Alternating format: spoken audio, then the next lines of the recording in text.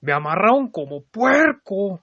¡Fua! Y saco el carácter, y saco la fuerza, y saco el poder. Estoy seguro que en algún momento has visto a alguien borracho, o que incluso tú mismo has estado borracho o borracha. Eso se debe al efecto embriagador que tiene el alcohol sobre nuestro cuerpo y nuestra mente. Sin embargo, ¿sabías tú que el ser humano es el primate que más resiste al alcohol? ¿Cómo lo escuchas? El ser humano es el primate que más alcohol puede ingerir antes de ponerse borracho, así como el que mejor tolera los efectos de la resaca. También es el segundo mamífero más borracho del mundo, solo detrás de la musaraña de Malasia, que bebe como si se tratara de agua. Aunque a diferencia de la musaraña, el ser humano posee una capacidad intelectual mucho mayor, lo cual lo llevó a tener una perspectiva diferente de la borrachera y a obrar en consecuencia. Sí, su mayor tolerancia al alcohol hizo que le agarrara un mayor gusto a la embriaguez, superior al de los monos, pero su desarrollo intelectual lo llevó a no querer conformarse con las cantidades y la frecuencia de alcohol que le ofrecía la naturaleza. Hay por ahí una teoría que dice que el ser humano se asentó y comenzó a practicar la agricultura, no porque realmente tuviera necesidad de alimentarse, sino porque deseaba emborracharse de manera habitual. Si tenía hambre, iba y cazaba, o bien recolectaba. Total, animales y fruta había de sobra. Pero el alcohol no se presenta tan seguido en la naturaleza. Oye, pero ¿las frutas cuando se pudren se fermentan? Ok, se fermentan, pero a ver, emborráchate con una naranja o con una mandarina, a ver si puedes.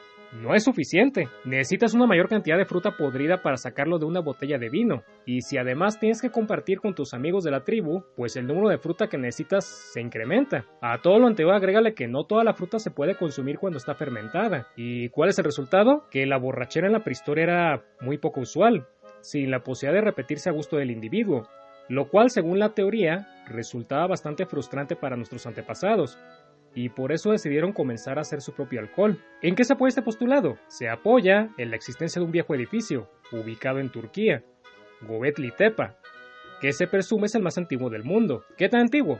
Pues de unos 8000 o 10.000 años antes de Cristo, o sea, anterior al establecimiento del hombre en la agricultura. El lugar pues obviamente no fue utilizado como una vivienda, sino más bien como un templo, el cual fue levantado por cazadores-recolectores. ¿Con qué propósito? En Göbekli Tepe hay unas grandes bañeras de piedra, con capacidad para 40 galones, que contienen rastros de una sustancia química llamada oxalato, que se forma cuando se mezcla la cebada y el agua, o sea, cuando se hace cerveza. Sí, escuchaste bien. Según parece, Göbekli Tepe era un lugar de reunión en el que una o varias tribus de cazadores se juntaban a beber cerveza, 10.000 años antes de Cristo, lo cual quiere decir que la cerveza es más antigua que la sedentarización y que la agricultura. Como digo, al hombre primitivo le gustaba emborracharse, y prueba de ello es que se tomó la molestia de construir un lugar especial para hacer y consumir la cerveza. Y si eso todavía no te parece lo bastante significativo, acuérdate que estamos hablando de unos cazadores-recolectores, nómadas, que un mes podían estar aquí y al siguiente en la orilla del continente. Ahora, si la cerveza era lo bastante importante para viajar desde quién sabe dónde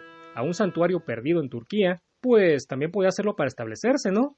Y cultivar la tierra, ¿no? Un impulso cultural para cambiar el comportamiento. Esa es la lógica de esta teoría. Repito, teoría, no verdad absoluta y verificada. Sí, porque luego, pues, ¿qué tal que el niño va y le dice al papá, papá, el youtuber dijo que la cerveza hizo que el hombre se volviera sedentario? Y el señor, pues, lógicamente va a decir, pero ¿cómo puedes creer esas mentiras, hijo de mi alma? Ahorita mismo voy y denuncio ese canal por andar engañando a los jóvenes. Sin embargo, aunque esta teoría estuviese equivocada, es indudable que las bebidas alcohólicas ocuparon un lugar estelar en la vida del hombre durante aquellos remotos días, y así continuó cuando surgieron las primeras civilizaciones, porque al hombre en general le gusta ponerse borracho, eso sí está comprobado. ¿Cómo se embriagaban en la antigüedad?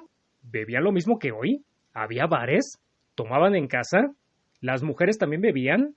¿O solamente lo hacían los hombres? Bueno, pues vamos a descubrirlo. Antes de meternos de lleno al tema del video, cabe hacer una aclaración. No veremos todas las civilizaciones del Age of Empires 1, solamente mencionaremos a las más significativas del orbe, por cuestión de tiempo más que nada.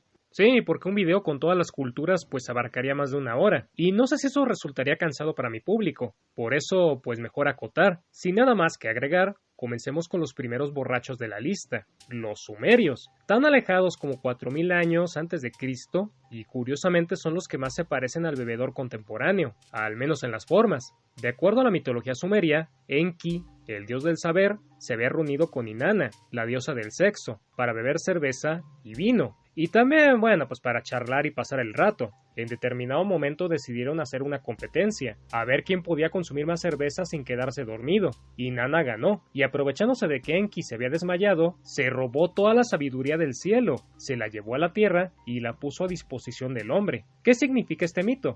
Pues que la civilización llegó gracias a la cerveza. En la epopeya de Gilgamesh, el pasaje más conocido de la mitología sumeria, existe un hombre llamado Enkidu, quien vive entre los animales como un Tarzán mesopotámico. Eso hasta que la diosa Inanna aparece e intenta convertirlo en humano, y lo logra, teniendo relaciones con él y dándole de beber cerveza. Enkidu se toma 7 jarras y queda fascinado con la bebida. Posteriormente intenta volver con sus amigos los animales, pero esto lo rechazan, y Enkidu se marcha a Uruk a luchar contra Gilgamesh, se hace amigo de este, y al final muere tristemente. Sin embargo, quitando la trágica historia de Enkidu, la epopeya de Gilgamesh alza un mensaje que va en consonancia con el anterior mito. La cerveza es lo que te hace humano, te hace civilizado, y por eso los animales ya no veían a Enkidu como parte de su comunidad, porque ya era un hombre. La cerveza y la civilización van de la mano, de acuerdo con los antiguos sumerios. Dicho lo anterior, intenta imaginarte el peso que la cerveza tenía en la cultura sumeria,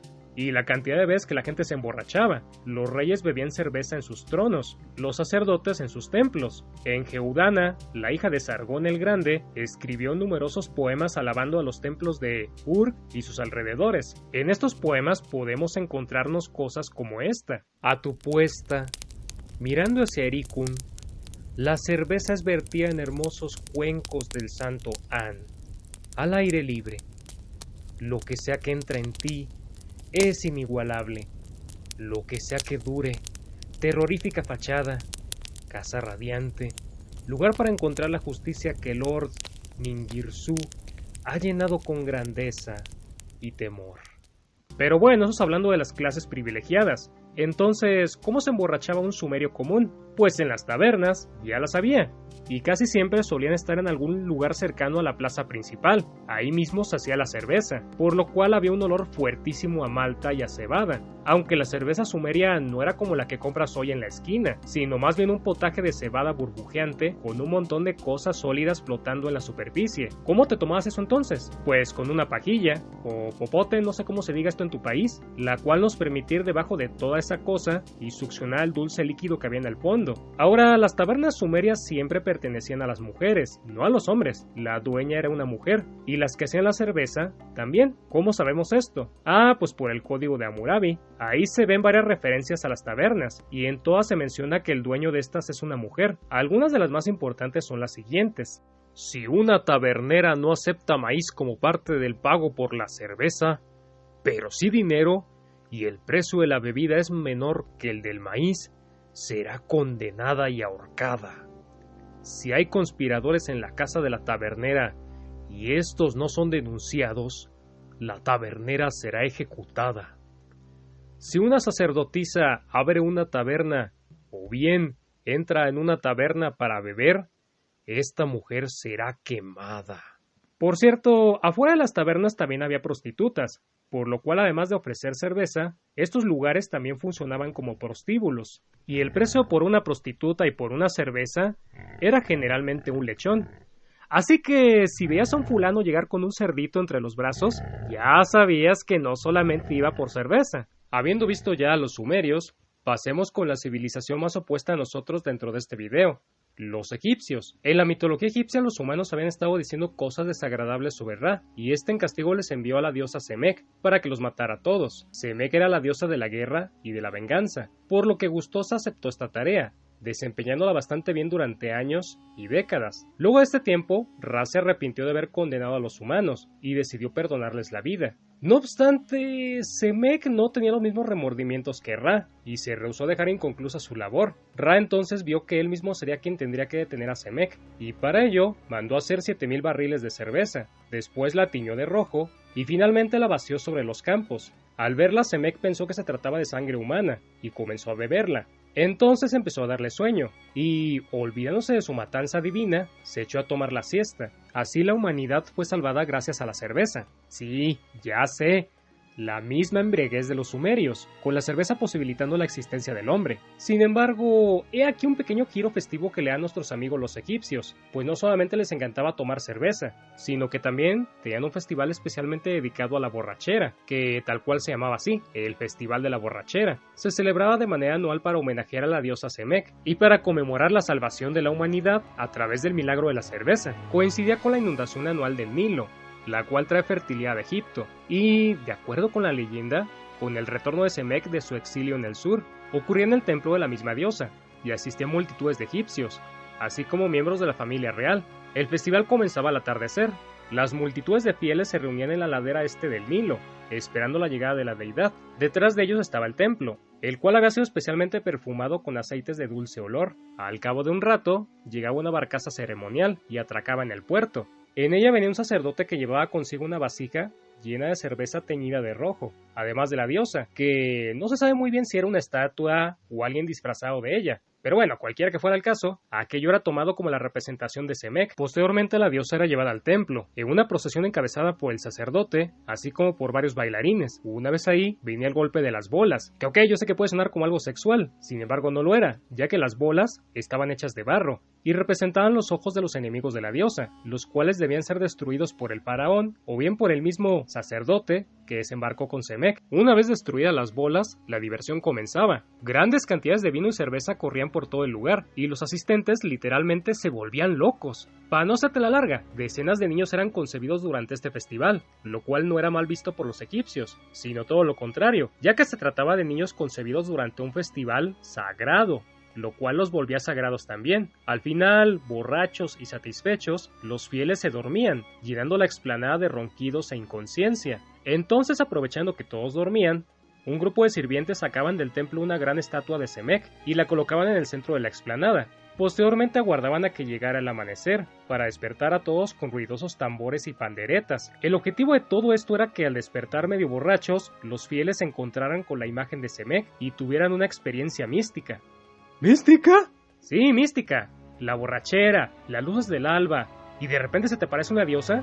Claro que para nosotros todo esto puede sonar extraño, porque en el mundo occidental no existe una tradición religiosa de la borrachera. No obstante, podemos encontrar esta práctica a través de la historia, desde México a las islas del Pacífico y a la antigua China. Hay, o hubo, un misticismo de la borrachera. Y hablando de la lejana China, veamos un poco cómo se emborrachaban los chinos. A los primeros emperadores también les encantaba hacer orgías mientras se hallaban alcoholizados. Según la leyenda, uno de estos monarcas incluso tenía en su palacio un lago artificial, hecho de vino, en el que sus cortesanos nadaban y se embrutecían, a la vez que copulaban, con todo lo que ello implica. Pero a diferencia de los egipcios y los sumerios, los chinos decidieron restringir la ingesta de alcohol en un momento determinado. ¿Por qué? Pues por la experiencia que tuvieron. Al emperador del lago le gustaba muchísimo beber, razón por la cual casi no se dedicaba a gobernar, por andarse embriagando, lo que lo hacía un mal soberano. Entonces vino un chico llamado Tang Shang, se levantó en armas y derrocó al mal emperador, estableciendo con ello la dinastía Shang, que bueno, eso también sigue siendo parte de la leyenda. No obstante, hay evidencia de que en la vida real varios emperadores también fueron derrocados por el mismo motivo, razón por la cual sus sucesores llegaron a la conclusión de que el alcohol podía derrocar dinastías y generar el caos en el reino. Entonces optaron por restringirlo a ocasiones especiales, en las que la ingesta de vino también sería dosificada, para que no hubiera emperadores alcohólicos que, por tener este vicio, descuidasen su imperio. La idea de limitar el alcohol a ceremonias específicas es de inspiración confuciana. Según Confucio, un sabio chino, si pasas todo el día reverenciando a tus superiores te acostumbrarás tanto que luego te parecerá perfectamente normal ser subordinado de otros. ¿Qué quiere decir todo esto? Que lo que se repite se arraiga. Transportado al problema del alcohol, la solución confuciana sería reprime el impulso por beber con ceremonias específicas, y la gente poco a poco irá internalizando que no debe tomar siempre, sino cuando el calendario o la situación lo demandan. ¿Y cuáles eran las ocasiones especiales, te preguntarás? Pues en las bodas, funerales o en la celebración de algún dios. Fuera de ahí no podías beber y eras castigado si desobedecías. Aunque bueno, mucha gente aprovechó un vacío legal que había en la ley y siguió emborrachándose como antes. Ahorita vengo. Voy al velorio del señor Link. Pero si tú no conoces a ningún señor Link. ¿Y qué?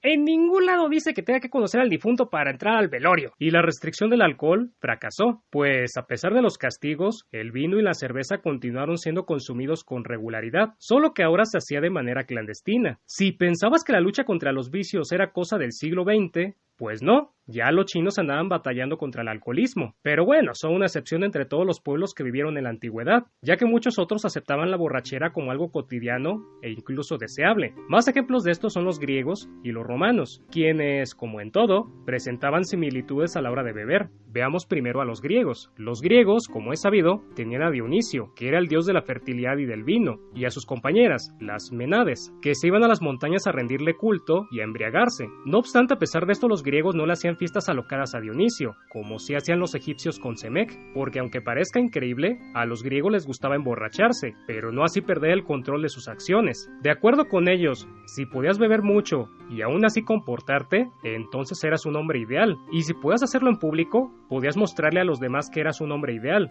porque estarías exhibiendo la gran virtud del autocontrol, incluso bajo la influencia del alcohol. Al igual que el valor, el autocontrol era una cualidad bastante apreciada por los griegos, tanto que querían demostrarla a los demás, para que todo el mundo viera que eran virtuosos. El valor lo demostraban en la guerra, peleando, pero ¿y el autocontrol? Ese lo demostraban en el simposium. El simposium era una reunión que hacían los hombres en casa de algún amigo o familiar. Y digo los hombres porque a las mujeres se les tenía prohibido asistir, y si alguna se presentaba la corrían inmediatamente. En el simposium, los hombres comían primero y después bebían. Esta segunda parte la llevaban a cabo en el andrón, que literalmente significa sala de hombres. Ahí había sofás con cojines, donde podían sentarse o incluso recostarse, poniendo un cojín bajo el brazo. Pero aparte de beber, ¿qué más se hacía en el andrón? Bueno, pues además de emborracharse deliberadamente, los invitados al simposium se ponían a platicar, debatir o reflexionar en torno a un tema en particular. Si podían hacerlo sin perder la lucidez, significaba que habían alcanzado el autocontrol. El banquete de Platón es de hecho un simposium, en el cual se discute el tema del amor, pidiéndole a los invitados que den argumentos largos y detallados. Sin embargo, aquí tenemos que hacer una aclaración, ya que el tema que discutían no era libremente elegido por los invitados, sino que lo decidía el anfitrión del simposium, quien también escogía el vino y determinaba el tiempo que tomaría la sesión, si unas cuantas horas o bien toda la noche. Los demás no tenían voz ni voto en estas cuestiones. Por cierto, los griegos nunca tomaban cerveza, solo vino, ya que pensaban que la cerveza era una bebida de los pueblos incivilizados, como los persas, y pues ellos, como eran civilizados, no podían rebajarse a tomar cerveza. Similar a los griegos, los romanos también organizaban reuniones para ponerse borrachos, el convivium, pero en este el objetivo no era demostrar que podías beber mucho sin embriagarte, sino que tenías más estatus, más poder y más dinero que tus invitados. Pero antes de pasar a vayamos a ver un poquito la situación política de Roma. A través de su historia, los romanos tuvieron tres tipos de gobierno: la monarquía, la república y el imperio. Durante la monarquía el poder lo ejercía un rey, que era elegido por un consejo de ancianos. En la república quien mandaba era el senado romano, compuesto por 300 miembros. En el imperio el que regía era el emperador, que pues es la figura de autoridad que más relacionamos con la antigua Roma. Conocidos los tres periodos, pasemos entonces a la república. Ahí el alcohol estaba prohibido, y si te cachaban bebiendo o borracho, te podían meter preso, como si fuera un crimen. La razón de esto es que los romanos veían que los griegos eran unos borrachos, y pues no se querían parecer a ellos. Por eso la embriaguez era una falta grave en los tiempos de la República. Sin embargo, luego vino el imperio, y la patria romana se expandió por la tierra, volviéndose inmensamente rica y opulenta. Y como normalmente pasa en este tipo de casos, todo ese dinero volvió locos a los romanos, quienes comenzaron a relajar sus costumbres y decidieron darle una oportunidad al alcohol, más concretamente al vino, y les encantó.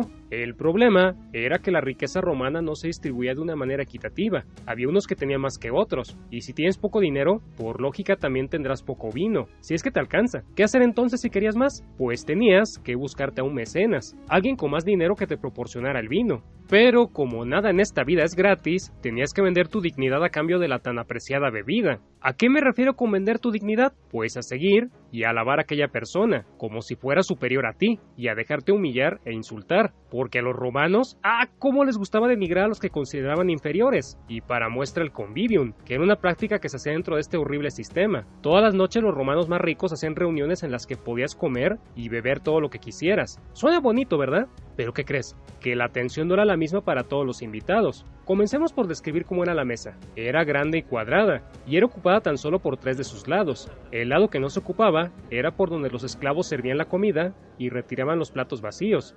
Ahora, supongamos que tenemos el punto de vista de un esclavo y que estamos en el lado vacío de la mesa, ¿ok? Bueno, del lado izquierdo tenemos al anfitrión del convivium, junto con toda su familia, que por obvias razones son los protagonistas del evento. En la parte opuesta a nosotros están los invitados de honor, que pueden ser personajes importantes de la política o bien amigos cercanos del anfitrión, quien por cierto se encuentra en la esquina más cercana a este lado. Finalmente, en nuestro lado derecho tenemos a los invitados menos importantes, los que están ahí para ser humillados a cambio de comida y alcohol. A estos se les daba la peor calidad de vino, los alimentos menos apetitosos, se ponían a su servicio a los esclavos menos agraciados de la casa y se les daba a tomar en una copa de barro. ¿Y qué? ¿Qué tiene que haya sido de barro? Pues que al anfitrión y a los invitados de honor se les daba a beber en copas de oro, a veces incrustadas de piedras preciosas, que además de caras, eran más resistentes que las de barro, y pueden ser arrojadas sin temor a que se rompiesen. ¿Arrojadas a dónde? Pues a los invitados menos importantes, ya que una vez ebrios, el anfitrión y los otros no se conformaban con menospreciarlos, sino que también los agredían físicamente, y estos se tenían que aguantar si querían volver a ser invitados al convivium. En resumen, la gente solamente iba al convivium a ser humillada a cambio de vino, o bien a humillar a los que consideraban inferiores, y seguramente te estarás preguntando, oye, ¿y de verdad valía la pena dejarse humillar por un poco de alcohol? Pues nosotros podemos pensar que no, pero sorprendentemente para los romanos de aquella época, pues sí, el vino, aunque de mala calidad, valía eso y más. Y la prueba es que durante los años que duró el imperio, jamás faltó gente en el convivium. Pero bueno, pues, también tenía unas cosas buenas. Por ejemplo, que las mujeres podían asistir, lo cual lo hace mejor que el simposium, ¿verdad?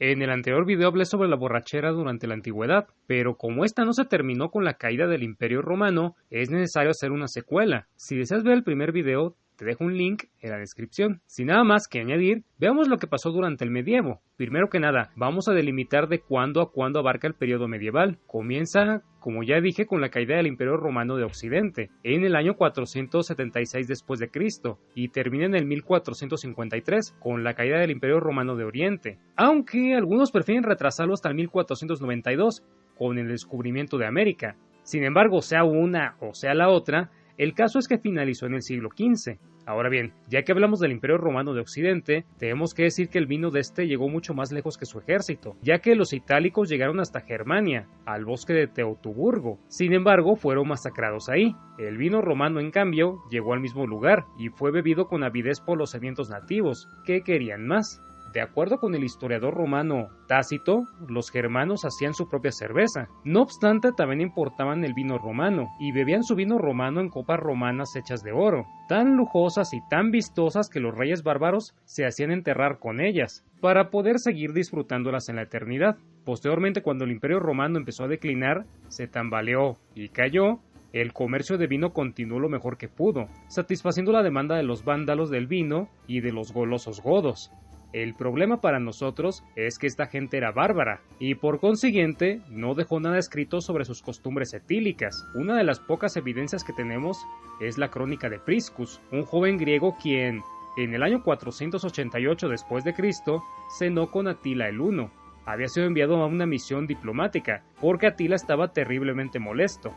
Alguien le había robado sus copas romanas y las quería de regreso, además de conocer al nuevo dueño de las copas, un ciudadano romano llamado Silvanus, para matarlo. Así que Priscus fue enviado a suavizar las cosas, con uno de los hombres más aterradores y más violentos de la historia, quien, después de hacerlo esperar un buen rato, lo invitó a un festín en su casa, a las 3 de la tarde. Fue conducido a un gran salón, con mesas arregladas y dispuestas junto a las paredes. La mesa de Atila estaba en medio, y su cama se encontraba en una plataforma justo detrás de él. Alrededor del caudillo estaba su familia cercana, en tanto que el resto de los invitados estaba organizado por edad alrededor del salón, siendo el lado derecho de Atila calificado por sobre el izquierdo, de la misma forma en la que se hacía en el convivium romano. Priscus estaba en la última mesa de la izquierda. A todos se les dio una copa de vino, y después de haber bebido un sorbo, se sentaron en sus respectivos lugares. Entonces un copero fue a ofrecerle un cuenco de madera con vino a Atila, quien lo tomó e hizo un brindis al primer hombre en orden de precedencia. El hombre honrado se puso de pie, y no volvió a sentarse hasta que Atila se bebió todo el vino. Los invitados, tomando sus propias copas, lo honraron de la misma manera. Un asistente siguió la ronda en estricto orden, una vez que el copero de Atila salió a buscarle más vino. Cuando el segundo invitado y todos los demás recibieron su turno, fueron igualmente honrados, y Atila los saludó a todos de la misma manera, según estaban sentados. Eventualmente llegó la comida, y todos comenzaron a comer, a beber y a pasarla más o menos bien.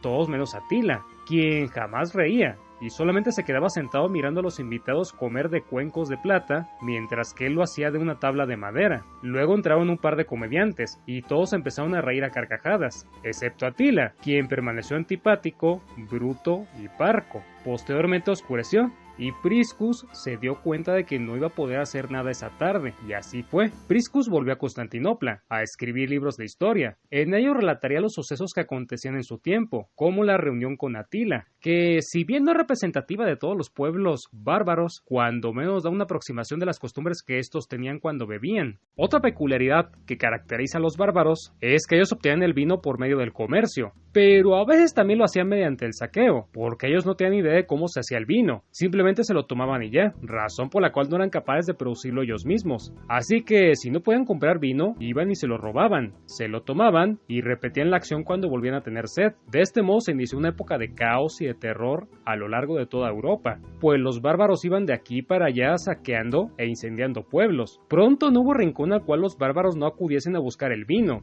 excepto los castillos y los monasterios. Los primeros porque estaban fortificados, y los segundos porque se encontraban alejados de los pueblos, además de que eran discretos, lo que hacía que a los bárbaros no les llamara la atención. Posteriormente, cuando se les logró convencer de que adoptasen el cristianismo, el monasterio se volvió el lugar más seguro de aquella región, y esto naturalmente motivó a que la gente quisiera meterse en ellos. Por ello es que las órdenes monásticas florecieron durante este periodo, pero además de seguridad, los monasterios también ofrecían un lugar tranquilo para beber, sin temor a que viniera un godo y tratara de quitarte el vino. Porque créanlo o no, a los monjes del medievo les encantaba el vino, y lo consumían con regularidad, aunque no hasta ponerse borrachos. Es más, tenían estrictas reglas que regulaban la ingesta de alcohol, prohibiendo que la gente en los monasterios tomara más de cierta cantidad al día. Solamente en los días calurosos del verano se les permitía tomar un poquito más de vino, pero sin llegar a embriagarse. Bueno, esto hablando en general, porque había casos como los de Inglaterra e Italia, donde los monjes se emborrachaban, y se seguían emborrachando, sin que esto les produjese ningún conflicto, como sí ocurría en otras partes del viejo continente. Oye, ¿y por qué tomaban vino entonces?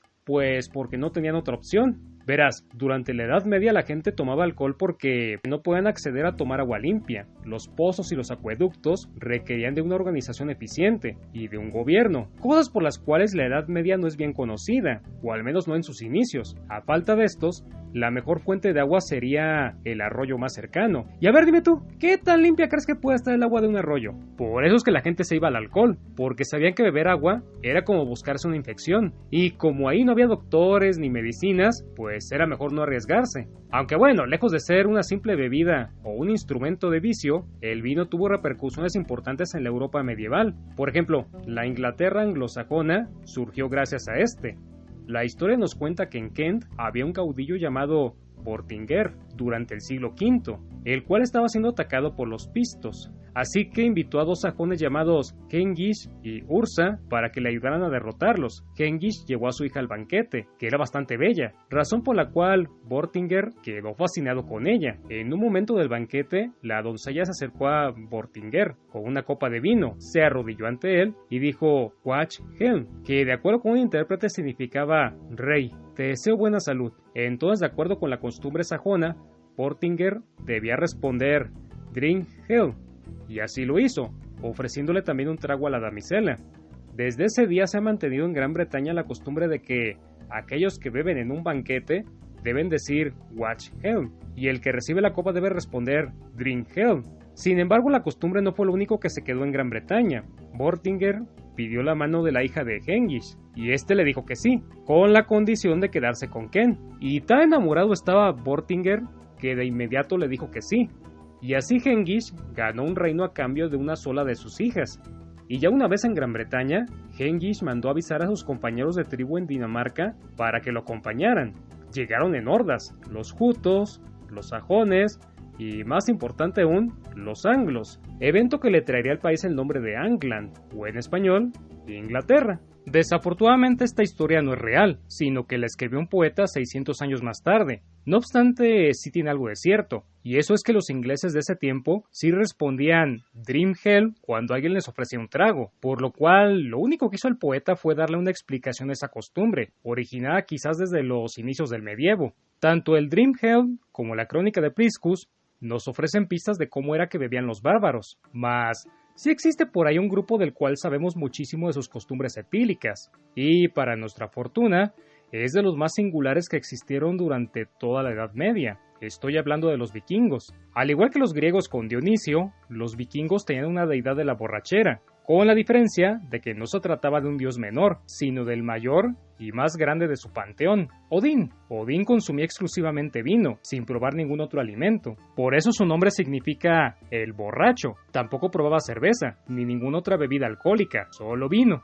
que, como vimos, no era un típico producto escandinavo, razón por la cual había que importarlo desde el centro o el sur de Europa, de los remanentes del Imperio Romano, lo cual lo hacía muy caro. Por eso mismo lo bebía Odín, porque era un lujo, sinónimo de estatus. ¿Cerveza? El rey de los dioses no podía tomar cerveza, esa la consumía cualquier hijo de vecino, no hubiera tenido nada de especial. Como Odín era el dios principal de la mitología nórdica, eso ya de entrada nos dice cómo era la sociedad vikinga. Por ejemplo, en las demás religiones politeístas hay un dios superior, y luego un dios de la borrachera, o del vino, que se encontraba sometido a la sabiduría y a los poderes superiores del primero. Esto es porque, en esos casos, se intentaba hacer una alegoría a la borrachera, intentando hacerse de un nicho dentro de la sociedad, un pequeño lugar donde pudiera ser domada y controlada. Pero si en el caso de Odín, él era el dios de la borrachera, eso era porque ésta no necesitaba encontrar su lugar dentro de la sociedad vikinga. El mismo alcohol era la sociedad vikinga, era la autoridad, la familia, la sabiduría, la poesía, el servicio militar, el destino. De hecho, no existen registros de ningún vikingo abstemio, lo cual nos hace dudar si semejante cosa existió alguna vez. Los vikingos consumían 3 tipos de alcohol: el vino, que ya mencionábamos que era terriblemente caro, la hidromiel, que era miel fermentada y dulce, y la cerveza, que era lo que más consumía el pueblo. Veamos primero la hidromiel. Si bien era casi tan cara como el vino, y casi nadie la bebía, en las sagas vikingas a todo el mundo se le pinta tomándola, porque era más elegante. De la misma manera, si te querías establecer como un gran señor, era necesario que construyeses un salón de la hidromiel, inclusive si todo lo que servías era cerveza. De todas formas lo llamabas el salón de la hidromiel, para guardar las apariencias. Un salón de hidromiel te convertía en un gran señor, porque la primera labor de un señor era darles alcohol a sus guerreros. De esta forma mostrabas tu señoría. Y por el contrario, si ibas al salón de la hidromiel de un señor y tomabas de su hidromiel, quedabas obligado a defenderlo militarmente, por el honor. El alcohol era, pues, el poder. Era como se juraban lealtades. De tal forma que un rey sin salón de la hidromiel era como un banquero sin dinero o una biblioteca sin libros. En Beowulf, el rey Hrothgar tiene un salón de la hidromiel, Heorot, que es donde sus hombres comen y se emborrachan justo antes de ser atacados por Grendel. Pero además del rey, la reina también formaba un papel importante dentro del salón de la hidromiel. Las mujeres, o tejedoras de la paz como las llamaban los vikingos, eran quienes vigilaban que se mantuvieran las formas en el salón, pues estaban a cargo de la logística. El primer trago de la tarde era servido por la reina a su marido. Le servía la hidromiel, o la cerveza, de un pequeño tamiz que llevaba alrededor del cuello, colgado de una cadena. Una vez que el rey hubiese bebido, le servía a todos sus guerreros en orden descendente de acuerdo con el rango, y finalmente le servía a los invitados. Los vikingos también llamaban a la mujer servidora de tragos, porque servían los tragos, lo cual no es muy caballeroso que digamos. Pero bueno, estamos hablando de vikingos, no del príncipe encantador. Los vikingos bebían de copas, por extraño que parezca. No de vidrio porque este era muy caro, pero sí de metal. Solamente el rey bebía de una copa de vidrio. Los vikingos también hacían competencias de beber, a ver quién podía acabarse toda la cerveza en menos tragos. Según estos, solo los hombres de verdad podían beberla toda de un trago, lo cual los ponía en vergüenza si necesitaban más para terminársela. Hay una historia por ahí sobre el dios Thor y Loki, donde el segundo desafía al primero a beberse toda la cerveza de un trago. Thor acepta, y Loki le trae un enorme cuerno de cerveza. Thor lo agarra y comienza a beber, y a beber, y a beber, y cuando ya no puede más, el cuerno sigue casi lleno. Decepcionado, Loki le dice a Thor que un muchacho común y corriente podría necesitar de 2 intentos para bebérselo todo. Thor lo intenta una vez más, y de nuevo, su manera divina de beber no surte efecto. Loki entonces murmura que un debilucho podría lograrlo en 3 tragos, y sucedió lo mismo. Esto hizo que Thor se sintiera avergonzado y afeminado, hasta que Loki le revela su engaño, ya que el otro extremo del cuerno estaba conectado al mar. Thor bebió tanto que había bajado el nivel de todos los mares del mundo, y esta, según los vikingos, es la razón de las mareas. Junto con las competencias de beber, los vikingos alardeaban un montón. Esto no era percibido como algo malo. De hecho, se esperaba que un muchacho vikingo alardeara, que hiciera un recuento de sus actos rapaces, para que luego otro vikingo lo superara. Así como no existían vikingos abstemios, tampoco existían vikingos humildes. A todos les gustaba presumir las fechorías que cometían. Estas fanfarronadas tampoco eran breves, eran temas largos, que unían poesía y lirismo. Se trataba de un gran evento formal, parecido a un duelo de rap, y tu fanfarronada era tomada muy en serio, por lo que debías de poder respaldarla con alguna prueba. Lo mismo para si hacías una promesa. Si jurabas que harías tal o cual cosa, estabas obligado a cumplirla, sin importar si estabas o no borracho al momento de hacer la promesa. De hecho, había una copa especial llamada Bragarfull, la copa de las promesas. Si jurabas hacer algo y bebías luego del Bragarfull, esa promesa era total y completamente obligatoria. No había escapatoria. La Bragarfull era el destino. Y solo para asegurarse de que jamás te retractaras de cumplir una promesa hecha con la Bragarfull, se traía un jabalí sagrado al salón y tenías que apoyar tu mano sobre él mientras que hacías la promesa. El jabalí luego era sacrificado y su espíritu volaba hacia la diosa Freya para contarle tu promesa de borracho. Hay por ahí la historia de un muchacho llamado Hedvin que juró casarse con la mujer de su hermano. Al día siguiente, ya sobrio, se sintió incómodo por la promesa y le contó todo a su hermano. Y la reacción de este fue básicamente: pues bueno, ¿ya qué? Un Bragarfull es un Bragarfull. Ni modo, vas a tener que hacerlo. Esto tal vez nos diga algo más sobre el valor de la mujer en la sociedad vikinga. Sin embargo, un par de días más tarde, el hermano muere en un duelo, así que la historia tiene un final feliz.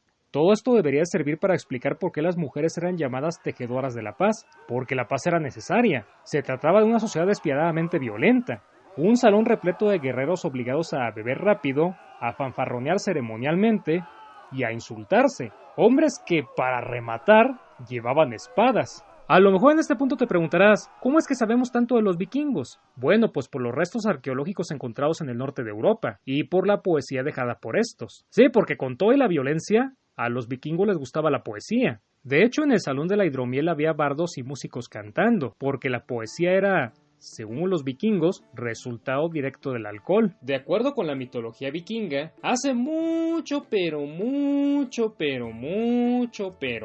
tiempo, hubo una guerra entre dioses. Cuando hicieron las paces y para sellar la paz, decidieron que todos escupirían en una tetera. De estos escupitajos divinos salió un muchacho llamado Kit-Basir, que era un semidios. Kit-Basir era un alma generosa, que rondaba por la tierra enseñándole a la humanidad todo tipo de sabidurías.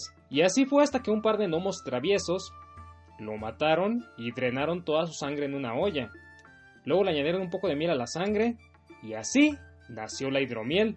Luego apareció un gigante que les robó la hidromiel a los gnomos, y se la llevó para su palacio en las montañas. Odín se enteró y quiso un poco, pero desafortunadamente la hidromiel estaba ahora en el castillo del gigante, que era custodiado día y noche por la hija de este. Sin embargo, Odín tenía mucha sed, así que concibió un plan para hacerse con la hidromiel. Para ello, tomó la forma de una serpiente y se deslizó dentro del castillo. Esto solamente lo llevó a encontrarse con la hija del gigante, a la cual sedujo sin demora. Odín le prometió que se casaría con ella, a cambio de que le dejara tomar un sorbo de la hidromiel. Esta es una referencia a la costumbre ocasional de que, si una muchacha te ofrece un trago, tenías que casarte con ella. Aunque, pues hay que decir que no está claro qué tan generalizada estaba esta costumbre, ya que la mayoría de los casamientos de los cuales tenemos registro eran simplemente arreglados. Pero bueno, pues es otro ejemplo de cómo aceptar un trago podía convertirte en un pariente / esposo.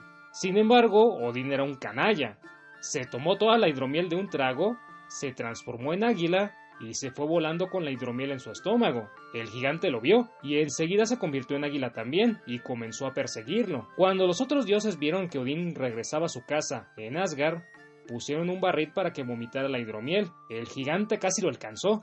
Sin embargo, Odín consiguió escapar y vomitó poesía pura en el barril. La hidromiel que vomitó en el barril, de acuerdo con este mito, es la responsable de todos los grandes poetas en el mundo vikingo.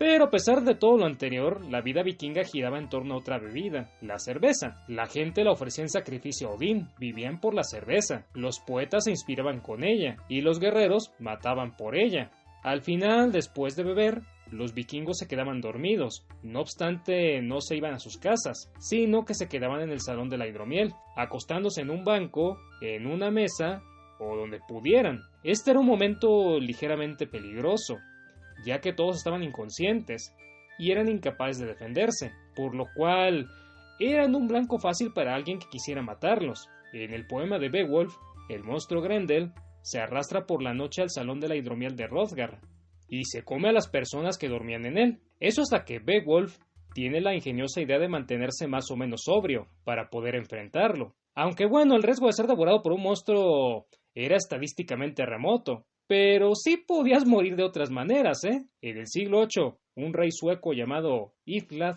decidió invitar a todos los reyes vecinos a su coronación en el salón de la hidromiel.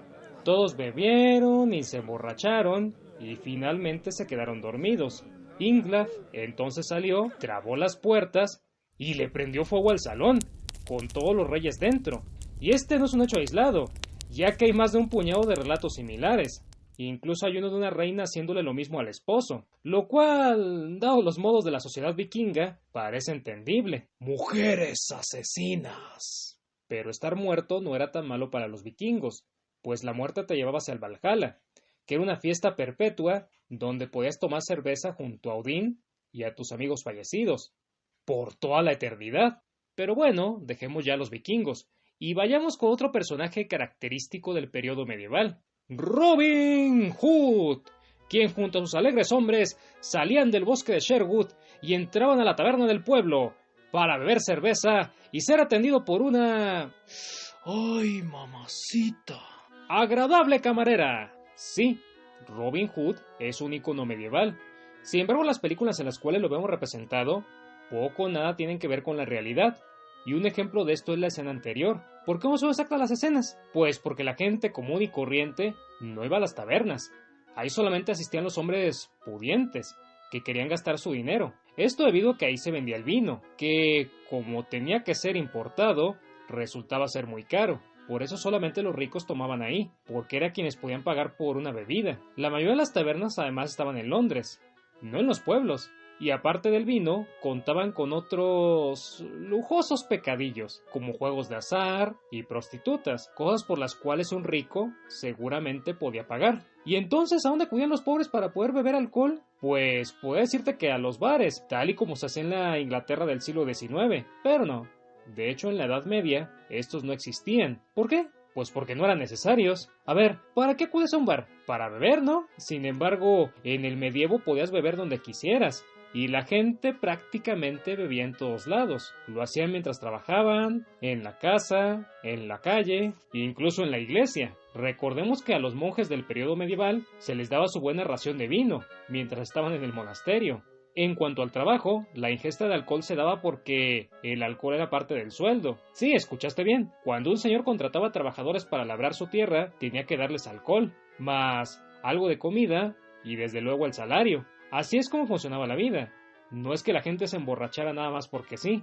Y lo que más bebían era el alé, que era una bebida hecha a base de cebada y de agua, así como de algunas especias. A esa mezcla se le dejaba fermentar, y entonces surgía el alé, que era bebido por los europeos medievales, en especial por los ingleses, que lo consumían en casa. Pero no solamente lo consumían los hombres, también lo bebían las mujeres y los niños. La preparación del alé era trabajo de las esposas, quienes también cocinaban, limpiaban y cuidaban a los hijos. No obstante, además de servir como un alimento, el alé podía tener otro beneficio para la familia, reportándole un ingreso extra. A veces las mujeres preparaban más alé del que su familia necesitaba, por lo cual tenían un excedente, mismo que podían vender para aprovecharlo, ya que el alé medieval se estropeaba luego de 2 o 3 días. Entonces la esposa ponía una estaca de alé sobre su puerta, para indicar que tenía un excedente. Esta consistía en un palo horizontal con una rama de arbusto atada en la punta. Posteriormente ponía un barril fuera de la casa y le vendía el alé a los pasantes, quienes aparecían con un cántaro y algunas monedas. Cuando vendía todo, la esposa quitaba la estaca y comenzaba a preparar más. Cabe mencionar que la cantidad de gente a la cual normalmente le vendían estas mujeres no era excesiva, porque como ya mencionábamos, la gente bebía en la iglesia y en la calle, mientras que a los trabajadores se les pagaba con alcohol. Lugares para beber, pues había muchos. demasiados como para solamente limitarse a tomarle la ley que hacían tus vecinas. No obstante, al cabo de un tiempo, la situación cambió, debido a dos factores importantes. El primero, que se comenzó a prohibir que la gente tomara en la iglesia. Esto porque los clérigos consideraban que los fieles solamente iban a la iglesia para emborracharse, y no para adorar a Dios. Aunado a ello, a los trabajadores se les dejó de pagar con alcohol, o mejor dicho, los patrones dejaron de contratar trabajadores, y en lugar de ello empezaron a apoderarse de las tierras de los campesinos, para que ellos mismos las trabajaran y utilizaran sus utilidades para pagarle una renta a los patrones, lo cual es bastante sinvergüenza, pero pues estamos hablando de la Edad Media, ¿qué se podía esperar? Así que la gente se quedó sin esas dos opciones para consumir alcohol, por lo cual las mujeres que hacían alé comenzaron a tener más clientela, porque si tu esposa no sabía hacer alé, ahora tenías que pagar para poderlo consumir. Y ante la mayor demanda, también comenzaron a haber cambios en el servicio que daban estas señoras. El más significativo fue que se empezó a dejar que los compradores ingresaran a las cocinas o bien al comedor, porque como ya no había muchos lugares para poder tomar alcohol, pues entonces empezaron a darle ese servicio también a la gente, brindándoles un espacio para poder beber a cambio de un poco más de dinero, tarifa que desde luego la gente pagaba. Y mis amigos, es el antecedente medieval de los bares europeos de los siglos XIX y XX, especialmente los del Reino Unido. Un lugar cerrado para poder ingerir un producto hecho a base de alcohol por un pequeño pago. Que ok, una cocina no es exactamente parecida a un bar, sin embargo estos lugares fueron evolucionando, y con el correr de los años, se transformaron en los establecimientos que todos ubicamos hoy en día. Y del mismo modo, la bebida también cambió, pues de la ley medieval se pasó a la cerveza, la cual, cuando apareció, sustituyó a la ley, debido a que tenía mejor sabor, ya que era más fácil de almacenar. El alé, como ya mencionábamos, se echa a perder luego de unos cuantos días, en tanto que la cerveza duraba casi un año, motivo por el cual las mujeres que hacían alé pronto empezaron a comprar cerveza al mayoreo, para servirla en lugar de la ley, que a la larga no fue un negocio muy rentable, hay que decir, pero bueno, la desaparición de esos lugares fue lo que posibilitó la aparición de los bares modernos. Si te gusta mi trabajo, por favor, suscríbete, activa las notificaciones y comparte el video con tus amigos. Eso es algo que me ayudaría bastante. Mi nombre es Ajay López y te deseo un día histórico.